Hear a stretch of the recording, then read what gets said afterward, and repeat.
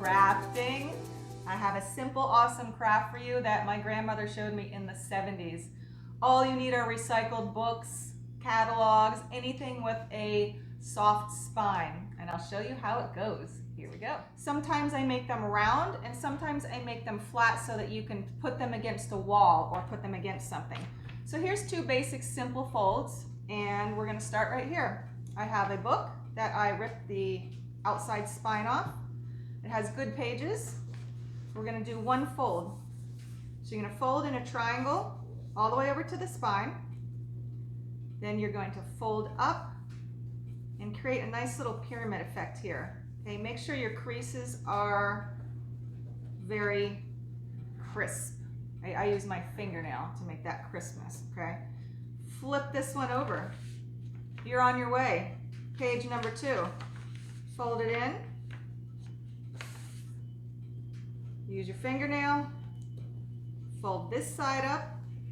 Now, once you get a good judge of the type of fold you're doing down here, you don't need to do it, and it does not need to be an exact measurement because trees aren't symmetrical. Sometimes I like them a little bit off, So this one's a little shorter than this one. I think it makes for character, and I like it that way. If you want to make something really, really symmetrical and perfect, go for it. That's not my thing. All right, so 1, 2. I'm going to show you that fold one more time. Fold in. Make sure it's all the way to the spine, nice and crisp. Up. And again. So eventually, that will turn into this. You can use hot glue to glue pom-poms, stars, ornaments. You can glitter it, you can do string, garland, anything. I mean, your imagination is wild. Go for it. The other fold, one more fold I'm going to show you, is this one. So I found an old sheet music from the 40s, and it makes an amazing, gives a little bit of character to this tree. So I'll show you that right here, and that's the same one. This is an old catalog, same effect. All right, this fold goes like this, same beginning. Nice crisp crease, and double that. So you're going over to the spine, and now you're doing it one more time. The bottom has to be folded up and then under. You're going to tuck that little tag under. Okay. Again, doesn't need to be perfect, but if you want to do so, you are by all means welcome. All right. Just remember to get it close to that spine. Nice crisp fold. Double it over.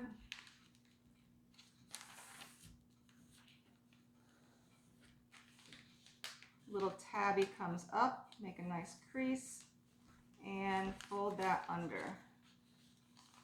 Okay, so those are the beginnings. And the end product will look like this. Now, we have a great question. Why is this here? I haven't finished it yet.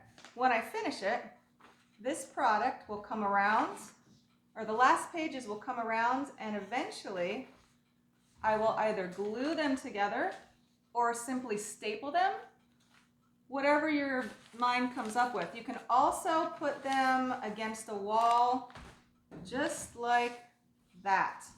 And that's an interesting effect too. If you keep this side open and you keep these few pages open to have the tree kind of in the middle. I like that idea too. I've done that before.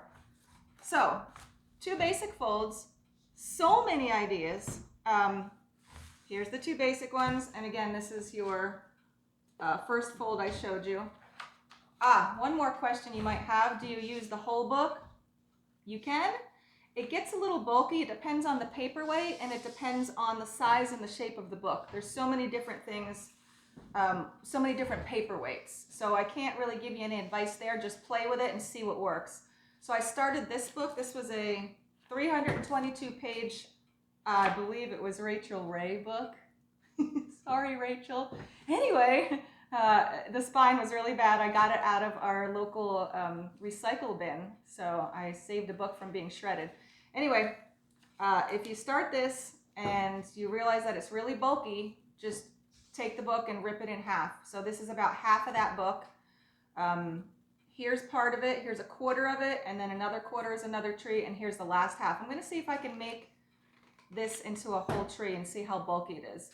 But again, if you want to make it round, you'll have to figure out a way to glue it or staple it. And that's my simple project of the day. My grandmother sat with me in 1975 and did these, dusted them with glitter, and it was amazing. It was magic for a 5-year-old. And I'm doing this video because of the request of my woolly friends from the Woolen Company. I've been wearing dresses like these, wool dresses, for 100 and I believe it's 21 days now. So 121 days of Woolen dresses. I did the initial 100-day challenge in my Maggie dress, and I loved every bit of it. You guys can go on the Woolen site and Google it and figure out if that's something that you like. Here at Northwind Homestead, we love wool. Love it. Hey guys, thanks for joining me here at Northwind Homestead. I hope you have fun with these amazing trees, and it's so much fun for families. And hey, recycle all your used catalogs and books. Happy holidays.